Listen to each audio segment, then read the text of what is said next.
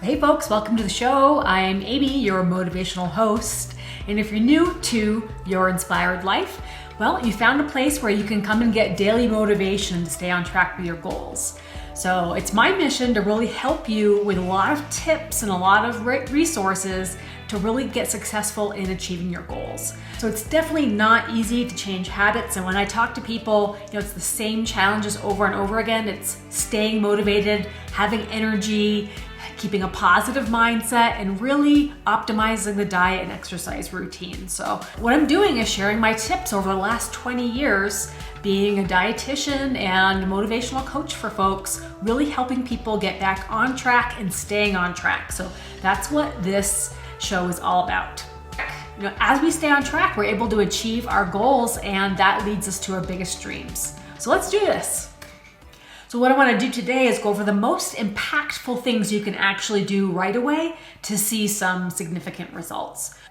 When I meet with clients, I ask a variety of questions to get a general idea of their habits. But for everybody, I pretty much give the same general advice as far as what you could do right now to optimize. So I want to take you through that list of the top 5 things really to really optimize your diet now. See if we can get you some traction on that so you can notice a difference right away. So the first thing that I recommend to folks is tracking food. And what I mean by that is writing down what you eat or tracking it in one of the apps that are available out there. So it sounds a little bit tedious, but there's 3 different benefits from that. And one of them is that it gives us information. And especially if you're new to food tracking, you might not know what foods contain carbohydrates or what foods contain a lot of sodium.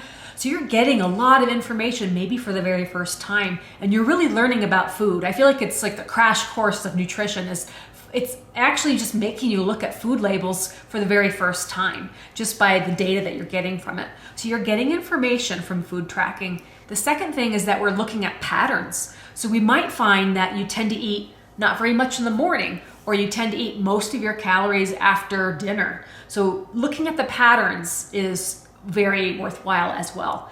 And then the third part about tracking food is that there's a little bit of an accountability factor there. So a lot of clients think, if I'm writing this down, Amy's gonna see it, but they're also being accountable to themselves. So instead of just kind of grabbing that handful of chocolate chips or potato chips in the cupboard, now that they're tracking their food and they know they're writing it down, the fact that they know that they're being accountable for what they're eating almost breaks that habit sometimes. So that can be really worthwhile. I've just seen with a lot of clients that just tracking food, even if it's just for 30 days or maybe it's for 90 days, it doesn't have to be for years on end, but just for a period of time, I've seen huge changes in people's eating behaviors from tracking their food. So that's my number 1, all right? Number 2, the biggest recommendation I make, and this is just a general overall nutrition goal for everybody, is to eat less processed food, just eating more real foods. So instead of eating bars, instead of eating drinks like smoothies at the grocery store or Slim Fast or things like that, I really recommend people actually eat real food.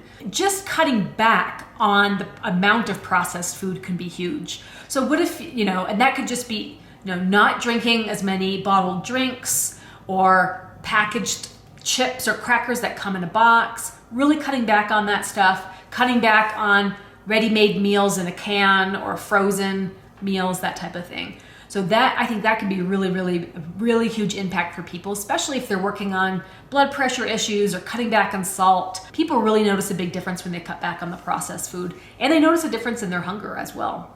So number 3, this might be surprising because I think probably in the past we've heard differently. I recommend planning for meal times versus grazing all day.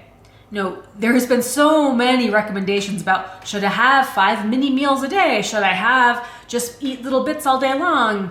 That's what everybody's saying, what works best. But I actually recommend planning for meals, because I find that when you have meals, you're more satisfied and you're not as likely to snack in between. Versus if you're just eating little things here and there, it's easy to lose track of what you've had it's easy for that to become unbalanced. If you get hungry and you need a little bit of a snack, I think that's fine. I think it's good to have some snacks on hand that are planned out ahead of time that can be there in case you do get hungry. But I find that if you get back in touch with your hunger and you go from breakfast to lunch to dinner, you have a little bit more control over your hunger levels, and you can be better at planning the balance in the meals. So that's where I stand on that. This goes into number 4, which is plan ahead. So I really want you to think about what you want to have for dinner before it's time for dinner.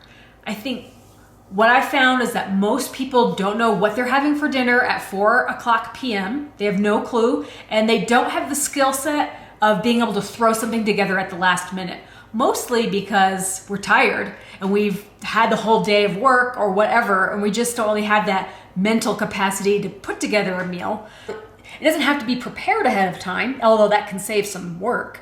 But if you have an idea like, we're gonna have turkey burgers tonight, and you have the turkey in the refrigerator already defrosted, it saves a lot of mental stress from having to decide what dinner's gonna be and what the sides are gonna be to have a balanced meal. If you can think about that even one day ahead of time, people tend to be more successful at eating balanced meals and eating meals that are more less processed, and eating meals that are more nutritious if they plan ahead. I think we underestimate how much energy we're gonna have at the end of the day to be able to put together a meal, and then we end up going for shortcuts like getting takeout or just cooking up a frozen pizza and thinking, okay, well, that's good enough, I'm not hungry anymore.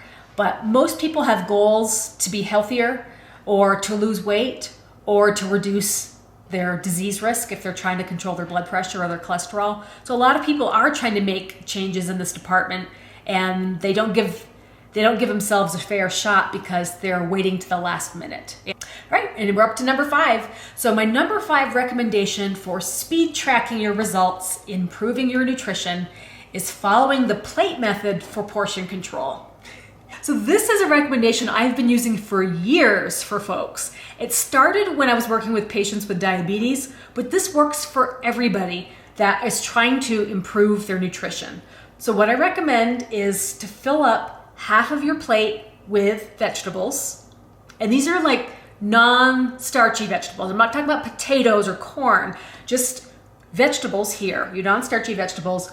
1/4 of your plate for your meat or your main protein source if you're vegetarian. So that goes here, and then your starch goes down here.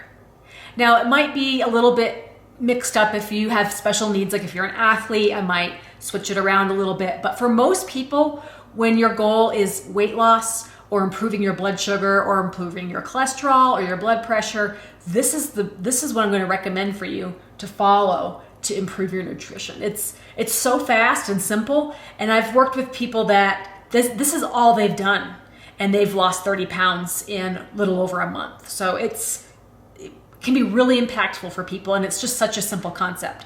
We're not talking about any other special rules. We're not talking about gluten. We're not talking about paleo. We're not talking about keto. It's just half a plate of vegetables, 1 portion of starch, 1 portion of meat or protein. So I hope that can be a shortcut for you guys. If you're just trying to figure out where to get started, you might just start with a plate method, and then you start writing down what you're eating, for maybe a few weeks to see how things are going. And can you make that shift to less processed food and more real foods on your plate? And think ahead what you might have at your meals. So that is my top 5 list for improving your nutrition, guys. Hopefully you found that helpful. And if you have any questions or any feedback, leave me a comment, and I'd love to hear from you.